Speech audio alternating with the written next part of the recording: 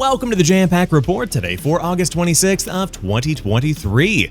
I'm Jampack Sam, and on today's show we're talking about Gamescom 2023, Armored Core 6 and Immortals of Aveum reviews are in, PlayStation's Project Q is now PlayStation Portal, and more. So without further ado, let's go ahead and dive into it.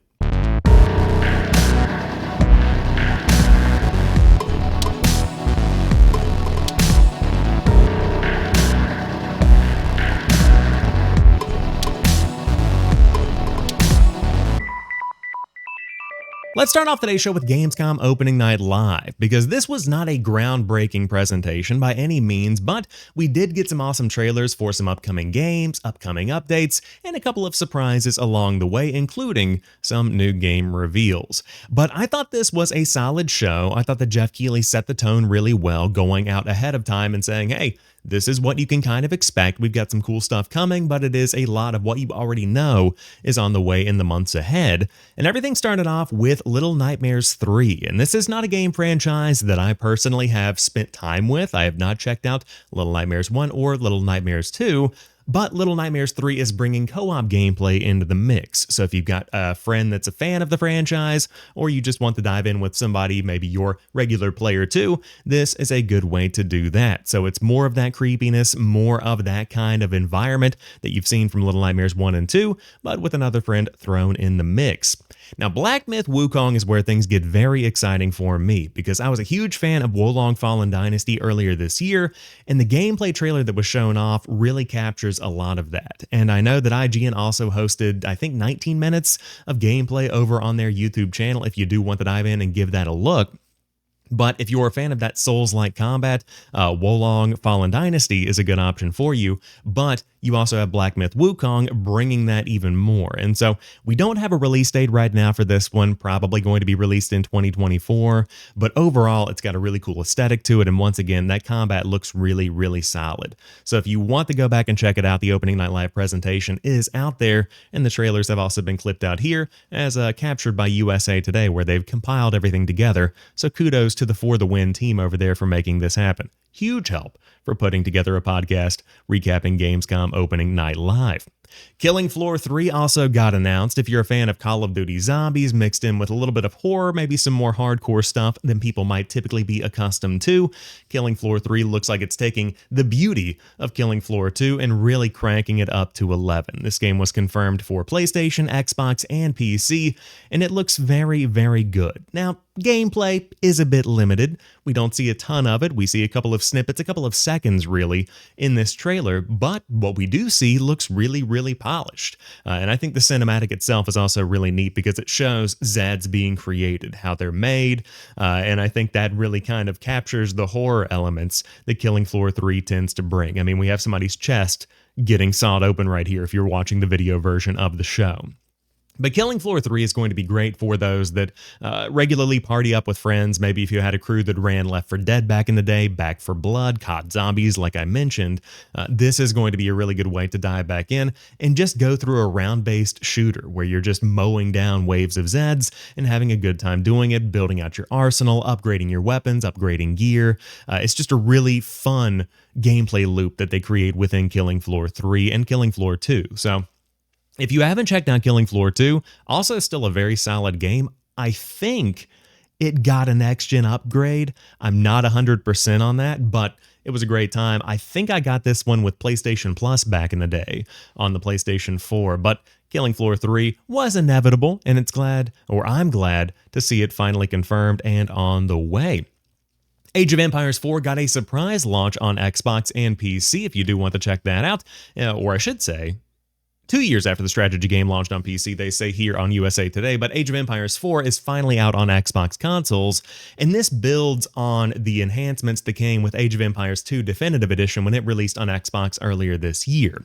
So the team took the control schemes that were used for Age of Empires 2 on consoles and modernized them, modified them a bit to make them work really well with Age of Empires 4. So this is going to be the more modern take on Age of Empires compared to the more classic take that Age of Empires 2 brings, but this is a great move for strategy fans, and I'll say Strategy fans got a lot to love from Gamescom opening night live, especially if you're a strategy fan that plays on Xbox. And of course, if you do want to check out Age of Empires 4, it's out now on PC and Xbox and available via Game Pass. We got a new Payday 3 trailer, and I've said this before on another show that I do, Project X Talk, if you want to check that one out, but Payday 3 just isn't doing it for me for some reason. It does not look like a graphical leap from generation to generation. It looks fine, but for me, as somebody who's not a traditional Payday fan, not really a franchise that I've gravitated to in the past, I don't really feel the need to dive into this one on day one, but I might, thanks to the fact that it is going to be on Xbox Game Pass. This is a perfect example of a game that is going to succeed more because of its inclusion on Game Pass, where if you do have a group of friends that maybe runs a GTA heist every week, maybe parties up to play some Battlefield, some Call of Duty, something like that, this is going to give you a route to get in there without having to dish out $60 or $70. So Payday 3 looks like more Payday. It is going to be more Payday. Looks very hectic, very crazy. And if you like doing that heist kind of thing, shooting with your first-person shooter style setup, this is going to be a really good game for you. So new trailer out for Payday 3 looks solid. Like I said, looks like more Payday. Crimson Desert is a very interesting one because it's coming from the team behind Black Desert Online. And as they say here on the article and some other coverage, there are no deserts to be found, but it's a really solid looking game. Over at USA Today, they write Pearl Abyss, makers of the MMO Black Desert Online, debuted a new trailer for their upcoming Crimson Desert. There are no deserts, it turns out, but there is what looks like a massive medieval open world with magic, robots, horsey acrobatics, dragons, speed racing horses that handle corners with drift. Once again, drifting horses, and cats you can pick up and snuggle. It is quite something. This is going to be a really interesting game to follow because I think that Pearl Abyss and the creators of Black Desert Online, they have notoriety. They have name recognition now. And not to say they didn't before, but I don't know what they did before Black Desert Online. And so with this one, I don't know how good the PC is that this is running on or how good the console is that this is running on, but this is a really, really impressive looking RPG. So I'm excited to continue following this one. I don't know if it's one that I'll dive into because quite frankly, between Diablo 4, Starfield, all of the other big RPGs that are coming out, Baldur's Gate 3 coming to Xbox in the next couple of months, which we'll talk about more in a moment. Even if this game were to come out in 2024, there are so many other big, huge, multi-100-hour open worlds that we're going to be diving into. Is this one going to make it to the top of the list?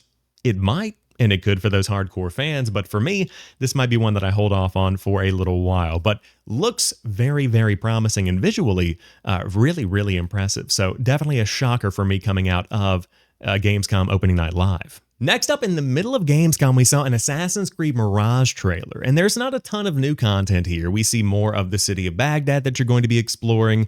We see more of the combat that is taking the Assassin's Creed franchise back to its roots with something more akin to Assassin's Creed Unity, Assassin's Creed 2, that kind of combat.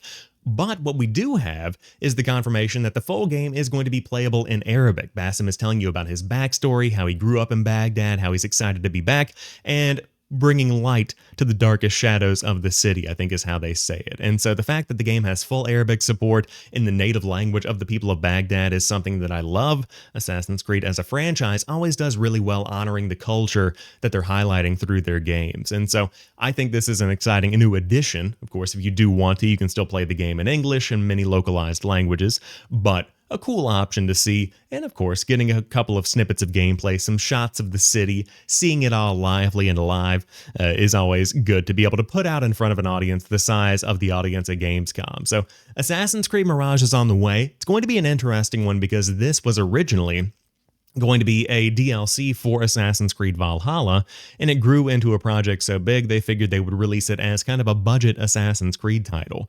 I think that it gets overlooked pretty often. This is only going to be $50 even on current generation consoles.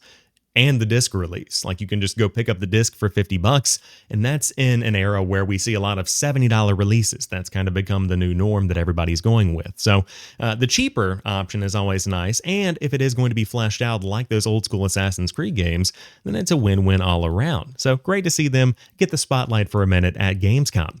Tekken 8 got a new release date trailer showing off a little bit more gameplay, but also confirming the release date of January 26th, 2024.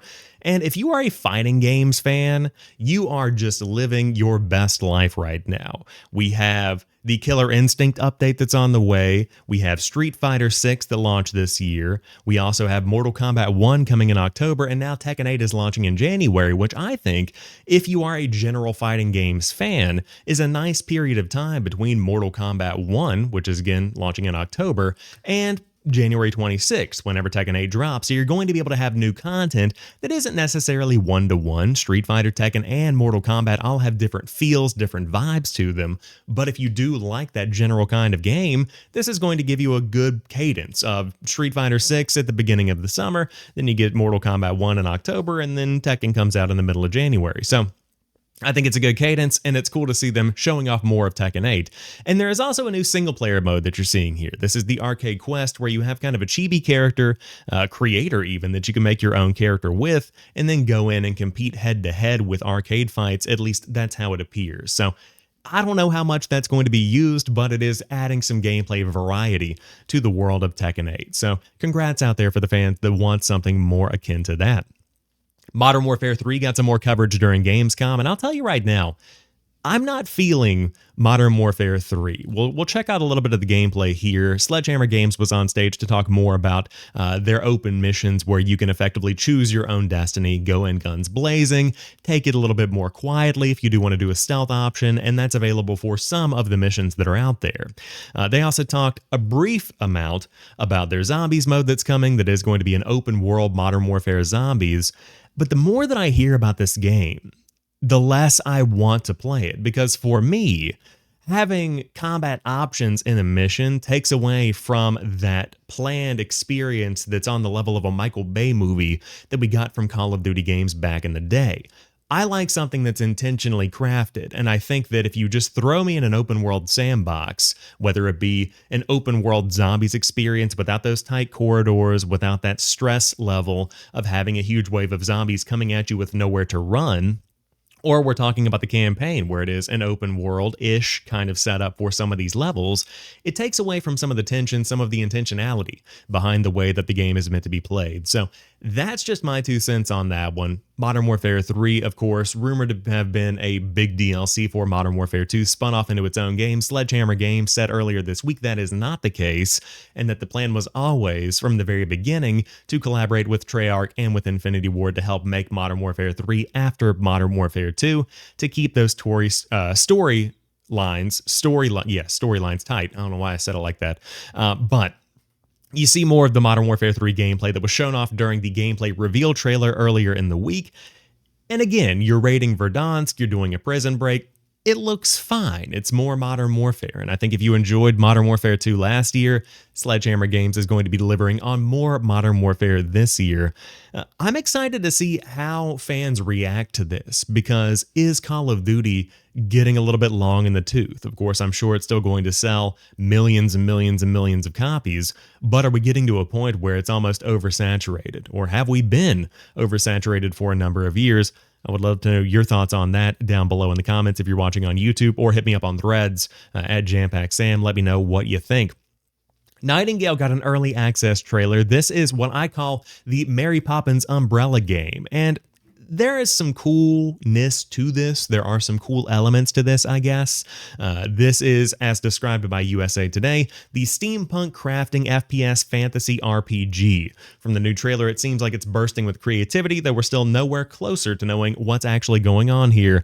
And that's where I'm at with it, where it's a cool looking game vibe-wise, but I have no idea what's happening. Like, why am I running around in a sweater vest and a button-up, chopping down trees and building what looks to be like this Middle Eastern fort, which you see later on in the trailer? Just a really, really strange looking game all around. Don't know how to feel about this one, but we did get a new trailer if you have been looking forward to it yourself. Granblue Fantasy Relink got a release date trailer and a release date of February 1st, 2024. New Zenless Zone Zero trailer was also released during the show. And we also got a Lords of the Fallen trailer. And Lords of the Fallen is one that I'm very excited about. I think I'm going to pre-order this one. I don't typically pre-order games, but I do want the physical edition because the cover art looks very, very good. Is it a trivial reason to pre-order a game? Potentially, but I do want to pick this one up absolutely in the fall. We'll see how much Starfield grabs me, and that will kind of determine if I do want to pick up Lords of the Fallen. But it looks very solid. I'm excited for it, and if you haven't checked out Lords of the Fallen, you are absolutely missing out. Sonic Superstars got a release date of October 17th, 2023, potentially the worst possible release date you could pick for a Sonic game, because we are in the middle of a very busy gaming season, and this is just a couple of days, I believe, before Super Mario Bros. Wonder, which, of course, there's this long-standing conflict between Sonic and Super Mario, and I just don't know why you wouldn't get out of the way of that. Maybe move Sonic Superstars to December. Again, you didn't have to tell people when it was coming out. You could just put it out as like a pre-Christmas game, maybe like December the 6th, December the 7th, somewhere around there, so that whenever people are looking for something new to play during the winter break that's coming up, there it is, a new Sonic game, and you've worked your way through the fall catalog. I don't know, just a weird choice to put out a new Sonic game like that in the middle of October when it's packed like it is. Sonic Frontiers is also getting a free DLC update with a new story chapter, an extra playable character, new challenges, and more, launching on September 28th of 2023. The first Descendant has an open beta on the way starting on September the 19th, and this is a very solid looking game. I've heard a lot about the first Descendant through the years, and they say that this is highlighting some of the space game's action and plot conflicts. I don't know how much plot is really going to matter when it comes to the first Descendant, but it's got some cool looting mechanics if my memory serves correctly, and again, cool vibe, cool look to the game. It's a very busy time. We've got a lot of games coming out. Will I check out the first Descendant beta? Potentially. I've always enjoyed the way this game looks since its early development, and it looks like it's getting a really nice coat of polish on it right now, even just checking out this trailer right here. And again, the gameplay looks solid from the snippets that we're seeing here in the trailer that you're watching right now. So I will check this one out if I have the time. Once again, entering a very busy season, September the 19th, right after Starfield. In the middle, I think this is the same day that Lies of P drops as well on Game Pass, so I do want to check that out. But the first Descendant is getting an open beta if you do want to dive in and give it a shot. And it looks like the beta is also coming to PC and console, which is always good to see. Sometimes those betas are just on PC, and that makes things a little challenging for somebody who prefers to play their games on console like myself. If you're a fan of the MudRunners franchise, Expedition MudRunners is on the way.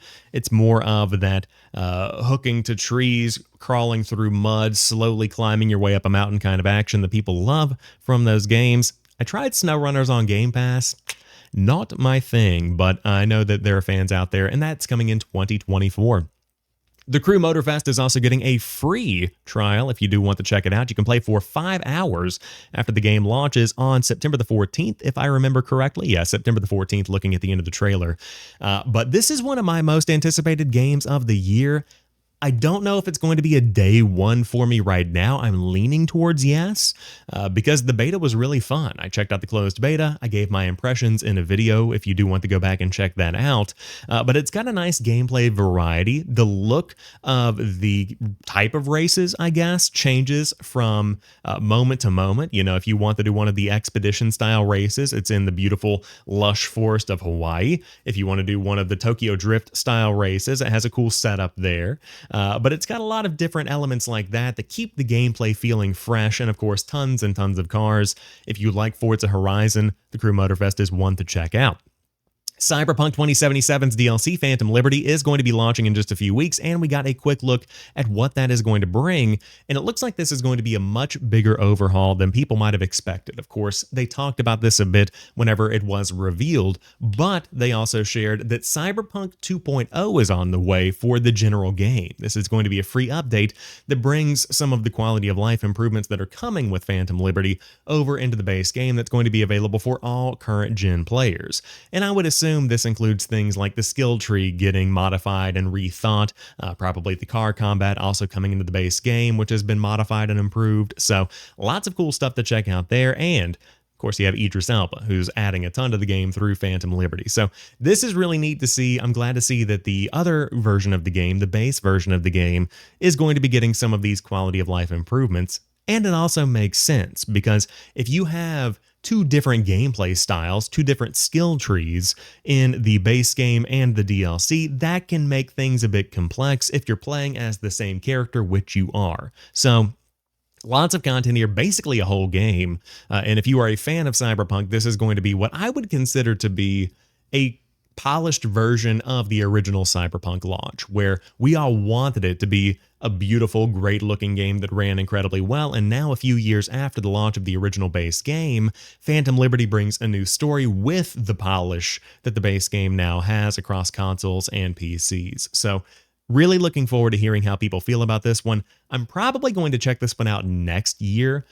I'm not a big Cyberpunk guy. I want to get back to it. I want to go play that base game. I just have not gotten around to it right now because things have been so hectic. But Phantom Liberty, if you are a fan of it, is absolutely going to be something that you should check out. The Last Epoch got a new class trailer. This is a game that's out now, and you are going to be able to play as the Rune Master.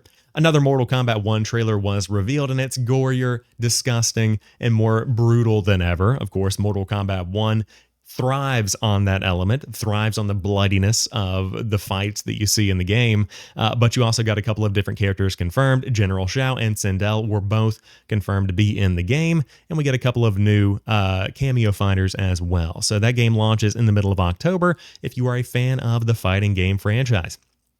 Diablo 4 Season 2 is going to be on the way in October. This is a zombies-themed campaign, I guess you could call it, mini season, if you will, but this one's going to be called the Season of Blood, and I believe that the current season ends on October the 17th, and I did get back into Diablo 4 starting last night. I rolled a new character on Season 1, first time diving back in since I wrapped up the game at the beginning of July, I think, for the main campaign, and it took me back in. I'm playing as a shock sorcerer right now. I'm having a really good time. Damage feels good, and I'm not somebody who pays attention to the core community of Diablo. I don't hear how they're reacting to the latest balance changes. I just like diving in, playing the game, having a good time with it, and I am indeed diving in and having a good time with it. So we'll see if this is one that I personally stick with long term, but this is going to be the second season with many, many more to come as Diablo 4 continues to get new content rolled into it over the course of the next few years.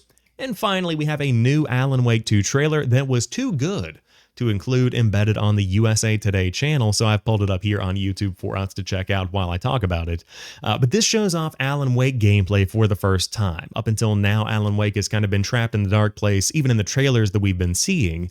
And so this trailer confirms that the live-action content that Remedy is known to include in their games is going to be baked into Alan Wake 2, specifically pretty heavily in the Alan Wake portions of the game where the gameplay is there. You are trying to escape from the dark place, but you also have these elements of getting into the game itself, shooting enemies, exploring this nightmare version of New York City that Alan Wake 2 has created in his mind. And that's kind of the idea behind the game, because he used to be a crime writer before he got trapped in the dark place. So really cool to see Alan Wake 2 get a little bit more fleshed out as we get closer to launch. Of course, this one got bumped by a couple of weeks to make room for the rest of the big games that are coming, but still launching the week of Halloween. And it is a horrifying trailer as far as Alan Wake trailers go. And before this game comes out, I do want to play Alan Wake Remastered. I've played the original Alan Wake, but I do want to go back, see the story represented with a new coat of paint on it, because I do have it on the shelf over there, just never got around to playing it. So Alan Wake 2 is shaping up to be a very, very solid game, and one of those games that benefits from a bit of a price reduction. They are not doing a physical release for this game, so it is going to be launching at $50 on PC, $60 on console on October the 27th, and if you pre-order, you get a couple of extra bells and whistles. But all in all, that's what was shown off at Gamescom Opening Night Live, more or less. A solid show. I thought that they did well with what they had, and again, didn't blow anyone's mind with some, world-shattering reveals, no new hardware or anything shown off, but still enough meat on the bone to make it a really solid show. So let me know down below, do you think this was good? Do you think they could have done more? Should they have done less? Was it too long? I would love to know how you feel about Gamescom Opening Night Live. Next up, PlayStation has confirmed that Project Q is now PlayStation Portal, and this is the PlayStation 5 remote play device that's launching later this year, and we now have the price of $199. This is a very, very mixed bag, and they have a whole write-up on the PlayStation blog if you do want to learn more about it. But there are a lot of misses that are coming out right out of the gate with this device. And if you haven't heard about this, it bakes in the functionality of a DualSense controller, so that haptic feedback that's on the level of something more akin to a Nintendo Switch Joy-Con compared to the rumble that's baked into a basic Xbox controller. So it is going to be a more comprehensive PlayStation 5 experience when you are playing remote play. But when I say remote play, it literally just plays your PlayStation 5 games. You have to have a PlayStation 5 to use this thing. There is no cloud streaming like you have with the Logitech G Cloud. This is just a remote play device for the PlayStation 5. And there were a couple of scathing points that Tom Warren called out over on Twitter and Threads. Got to promote Threads. But Tom Warren said, new Sony PlayStation Portal details. No Bluetooth. You have to buy new PlayStation Link compatible headsets. No local play, not even media playback. No PlayStation 5 cloud streaming, and it's targeting the same battery life as DualSense controllers, which, albeit impressive to have a screen that's running at a high resolution, matching the same battery performance as a DualSense controller, the DualSense doesn't last that long. Not to say that this device needs to, since you're going to be in the home when you're playing this, or probably near some kind of charger if this is a remote play device. But, again, no Bluetooth. You literally can't connect a pair of Bluetooth earbuds to this thing. And the idea behind it is that PlayStation Link, which Tom Warren mentions here, is meant to reduce the latency that people experience with their games. So it is going to be something that feels more akin to playing natively on a PlayStation 5. And I know IGN had some preview coverage where they said that it played incredibly well. They didn't notice any latency. It worked the way that it was intended. But even then, you're looking at PlayStation Link earbuds, which are also roughly about $200. They've also shared those in the PlayStation blog over here if you want to check those out. We've got the earbuds on the left and the headset on the right, which is, I think, slightly more expensive. Let me confirm that real quick. Let's scroll down here and check these out. So with Pulse Explorer, we're pleased to be one of the first companies to provide wireless earbuds to the mass consumer market using planar magnetic driver technology. Pulse Elite will be available for $149.99, and Pulse Explore will be available for $199.99. So again, Pulse Explore are the earbuds, Pulse Elite is the headset. So you're looking at, if you want a pair of earbuds for your handheld device, which is what I would imagine the majority of people want, you're looking at a $200 handheld, a $200 pair of earbuds, and you also have to buy the PlayStation 5, so $400 or $500 depending on your setup. So you're looking at a very expensive investment, and this is clearly for the people that want to have a second screen for their PlayStation 5. I've seen a lot of people comparing this to the Wii U, and that seems like a pretty apt comparison. It is doing effectively what the Wii U did in a lot of ways, although without being baked into the games themselves. And I'm just going to call it right now. I think this is going to be one of the biggest flops the PlayStation has had in a very long time. I would say this is on par with something like the PlayStation TV with less functionality. And of course, if you don't know PlayStation TV, I think it was PlayStation Vita TV, but it was a small streaming box that also did Netflix and things, but it also had a slot you can insert PlayStation Vita memory cards and games into to play PlayStation Vita games on your TV. I own one, it's over in the closet, but it was a cool idea because it brought PlayStation Vita games to the TV. You could record things easier through HDMI out, but with this device, who's asking for this? You know, when we have PlayStation cloud streaming and remote play via mobile devices with controllers that you can connect to your phones and tablets, unless this provides a significantly better experience via low latency gameplay, I just don't really see a purpose in the PlayStation Portal. So let me know if you're excited about this down below if you are a PlayStation 5 player. I just think it's such a hard sell to say, hey, for $200, you get this device that can just play PlayStation 5 games via remote play. And if you do want wireless earbuds, you've got to buy the $200 earbuds. Of course, it's got a 3.5 millimeter headphone jack on it, but nonetheless, still a pricey thing to sell.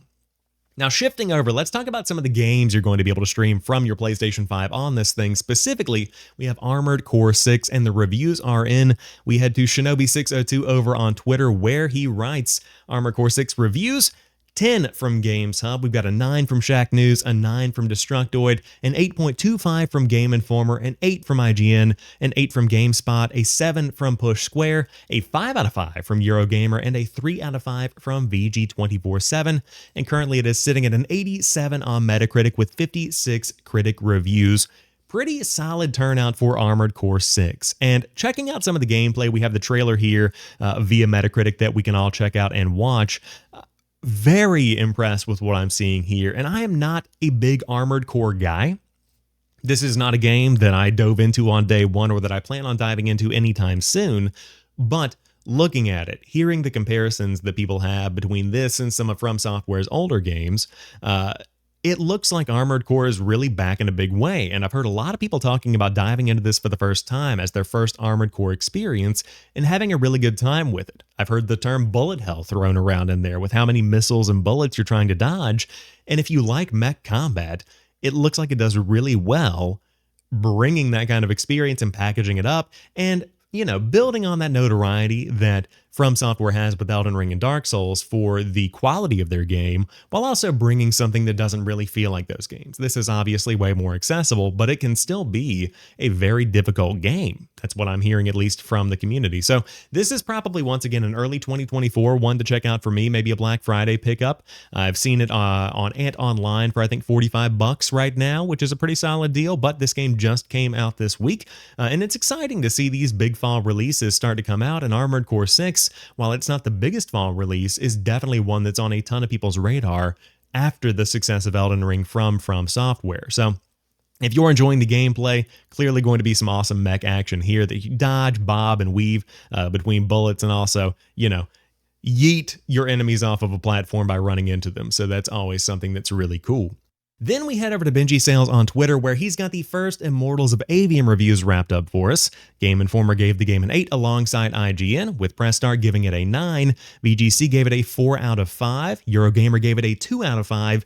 And GameSpot gave it a 5 out of 10. Currently, the game has a 71 over on Metacritic, so not that great, with a 6.5 user score. And unfortunately, this is one of those games that I feel is going to be a victim of a very, very, very busy year.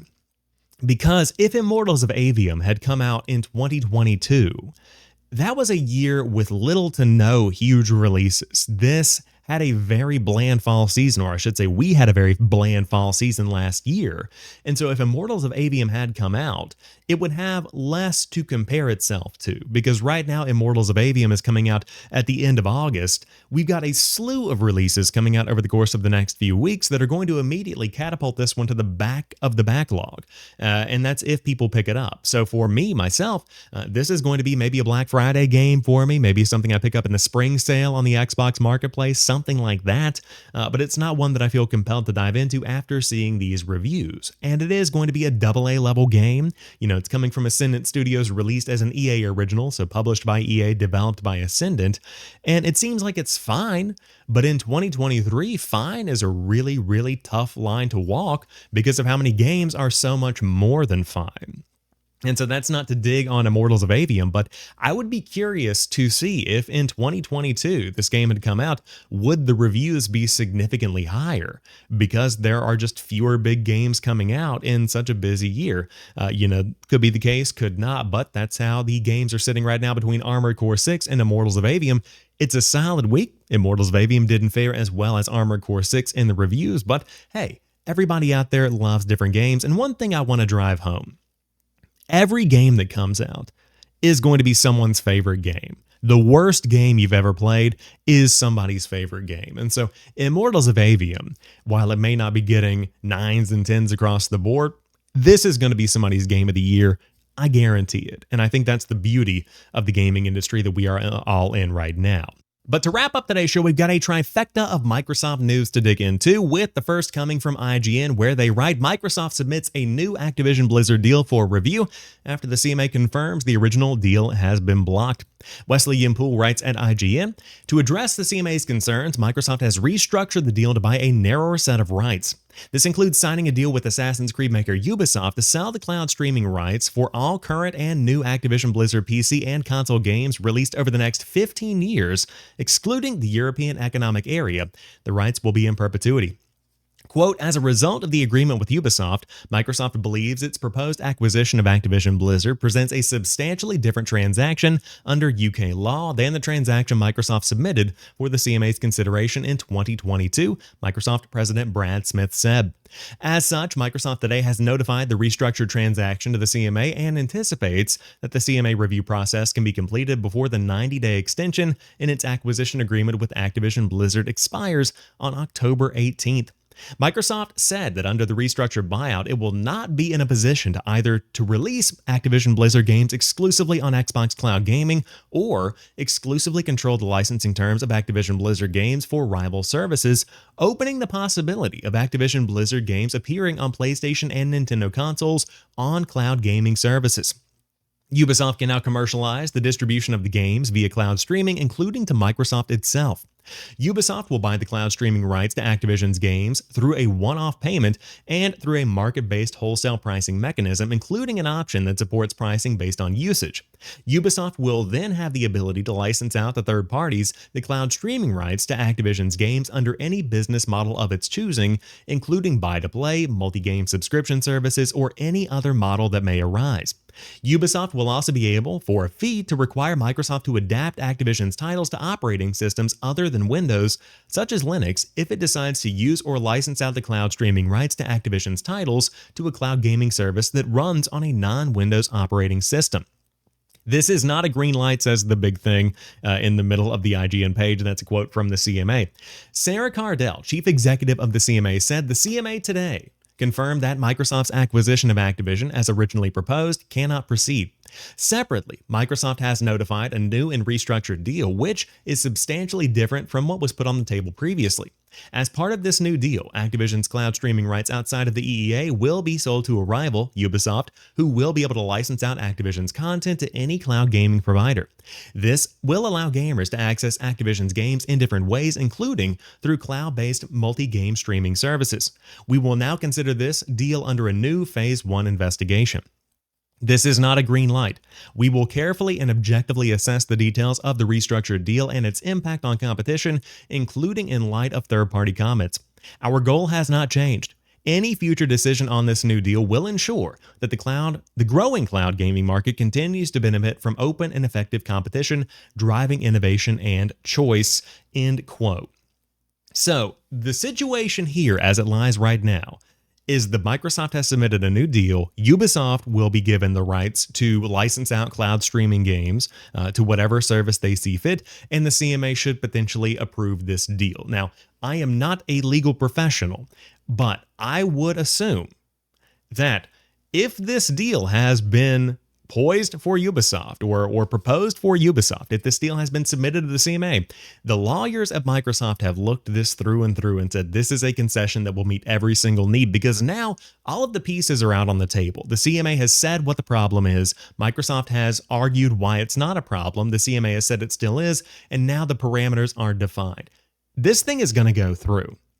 And once the CMA approves, that's pretty much the last nail in the coffin. This deal is going to be signed, sealed, and delivered. And by the beginning of the year, we're going to be seeing that big blog announcement of final confirmation Activision Blizzard is now owned by Microsoft, with Phil Spencer, Brad Smith, a couple of other people. Satya Nadella probably is going to have some commentary in there as well.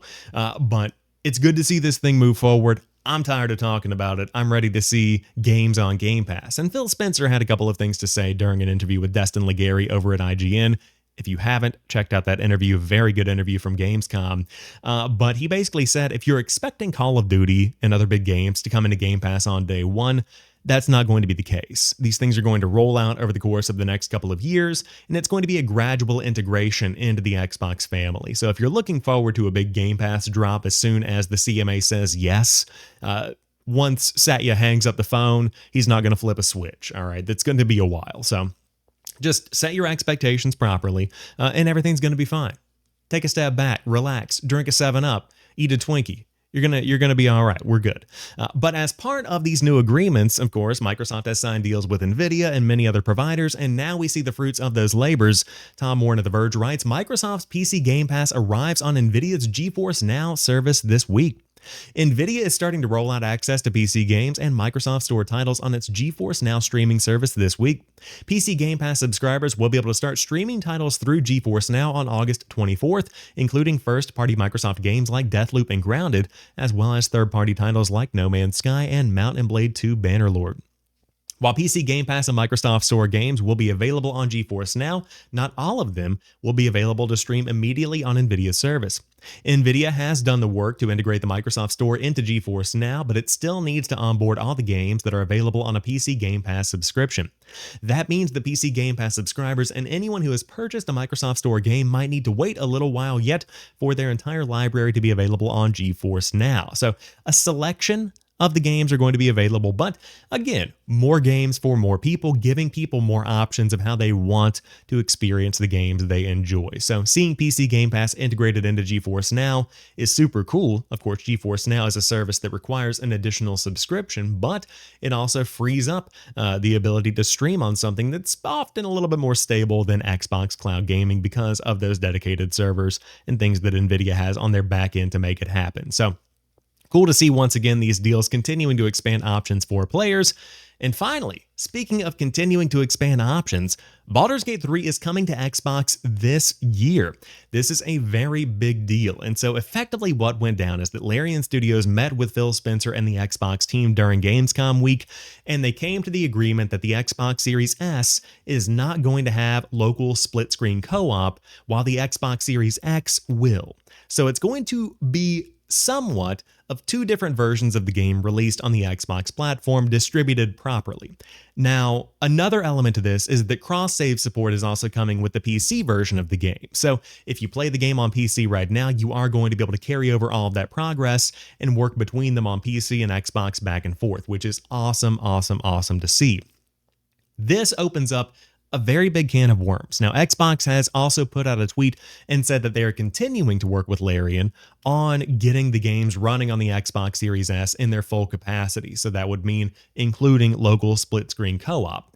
But in the meantime, to be able to get this game out on Xbox, they are going to go ahead, put that agreement to the side where all games have to have parity across both versions of the game and get Baldur's Gate 3 into the hands of players. And so I said this on Project X Talk, and I'll repeat it here again.